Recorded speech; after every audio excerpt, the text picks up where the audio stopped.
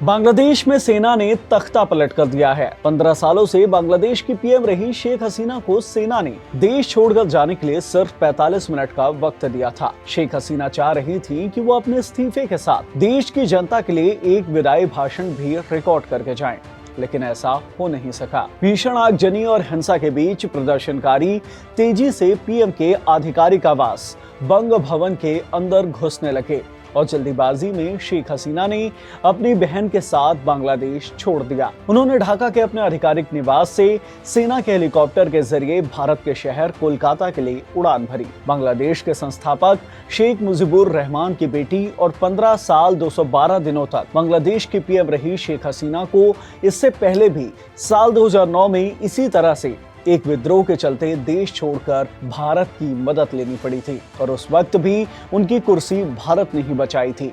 तो चलिए इस वीडियो में आपको सुनाते हैं कहानी साल 2009 की, जब भारत ने शेख हसीना की पहली बार सत्ता बचाई थी।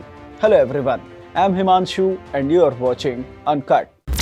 सबसे पहले आपको ये बता देते हैं कि अभी बांग्लादेश में क्या कुछ चल रहा है। अभी जो माहौल है उसके मुताबिक बांग्लादेश के सेना प्रमुख जनरल वकार उज जमान ने कंट्रोल अपने हाथ में ले लिया है। उन्होंने ही शेख हसीना को 45 मिनट के अंदर देश छोड़ने का फरमान जारी किया था और शेख हसीना के देश छोड़ते ही उन्होंने बांग्लादेश की आम जनता को संबोधित करते हुए अपील की है कि उनकी मांगे पूरी कर दी जाएंगी, वो लोग विरोध प्रदर्शन करना बंद कर दे। साथ ही ये भी कहा कि वो जल्द से जल्द नई सरकार बनाएंगे और इसके लिए उन्होंने सभी नेताओं से बात भी कर ली है, लेकिन अभी तक प्रदर्शनकारी शांत होते नहीं दिखाई दे रहे हैं। 5 अगस्त को कर्फ्यू के बीच शुरू हुआ प्रदर्शन बढ़ते बढ़ते इतना हिंसात्मक हो गया कि पहले तो प्रदर्शनकारियों ने पीएम के आधिकारिक निवास बंग भवन पर अटैक कर दिया, वहां आगजनियों तोड़फोड़ की और फिर बांग्लादेश के राष्ट्रपिता बंगबंधु शेख मुजीबुर रहमान की मूर्ति को भी तोड़ दिया। प्रदर्शनकारियों की हिंसा को देखते हुए शेख हसीना सेना के हेलीकॉप्टर में सवार होकर अपनी बहन शेख रेहाना के साथ देश छोड़कर भारत की ओर निकल गई। इस घटना ने 15 साल पहले हुई उस घटना की याद दिला दी है जब ऐसे ही सेना ने विद्रोह कर दिया था। शेख हसीना को अपनी सत्ता बचाने के लिए भारत का साथ लेना पड़ा था। दरअसल बांग्लादेश की सेना में एक विंग है जिसे बांग्लादेश राइफल्स कहा जाता है, जो कि हर साल फरवरी महीने के आखिरी में 3 दिनों के लिए अपना एनुअल फंक्शन मनाती है। इसमें अधिकारी और सैनिक दोनों ही शामिल होते हैं। साल 2009 में जब शेख हसीना ने प्रधानमंत्री बनी तो वो भी सेना के इस फंक्शन में शामिल होने के लिए पहुंची थी, लेकिन यहाँ एक बड़ा विद्रोह हो गया। दरअसल एक फंक्शन के दौरान सैनिकों ने उच्च अधिकारियों पर अटैक कर दिया और उनकी हत्या करने लगे। साथ ही अधिकारियों की फैमिलीज को भी टारगेट किया जाने लगा। कुछ को उन्होंने वहीं बंदी बना लिया था। ऐसे हालात को देखते हुए शेख हसीना ने तुरंत भारत से मदद मांगी थी। उस वक्त भारत के विदेश मंत्री प्रणब मुखर्जी हुआ करते थे।